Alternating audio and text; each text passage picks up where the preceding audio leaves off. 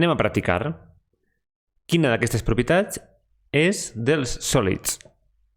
A. Són difícilment compressibles. B. Tenen forma i volum definits. C. Són rígids. O D. Totes les anteriors. Pareu el vídeo i penseu-lo. Així teniu una simulació que vos pot ajudar del sòlid. Al igual que abans posàvem uns imants, ara posem particuletes esfèriques de color blau. Tot i que no són així, però ens serveix com a simulació. El líquid, veu que no estan tan fortament lligades, cohesionades, i els gasos, les particuletes, van de forma lliure. Mentre penseu la 1, vos proposo la 2. Quina d'aquestes propietats et permet distingir un sòlid d'un líquid? La seva compressibilitat, la densitat, la fluïdesa o el volum. I vos poso l'última, també, mentre penseu la 1 i la 2, quina d'aquestes propietats també et permet distingir un líquid d'un gas.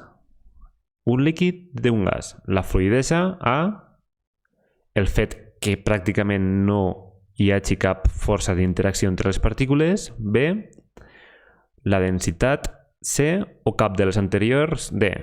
Parem el vídeo i pensem. Si ja ho teniu, la 1 serà la D. Un sòlid, doncs, és rígid, així el veu així baix. És rígid, el volum és fix i la forma també, definit, no canvia pràcticament. I són difícils de comprimir, ja que les partícules estan molt juntes. La 2. La fluïdesa.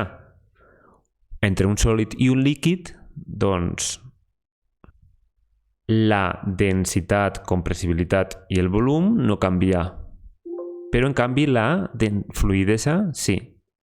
Veu que la força de cohesió entre les partícules, entre un líquid i un sòlid, doncs, és menor en un líquid i, per tant, el líquid pot fluir.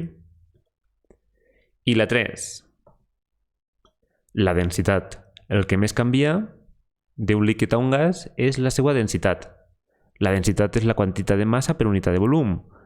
Així, en el líquid, el volum, doncs, és menor que en el gas. Per tant, la densitat, si hi ha el mateix nombre de partícules, la densitat serà molt menor en els gasos.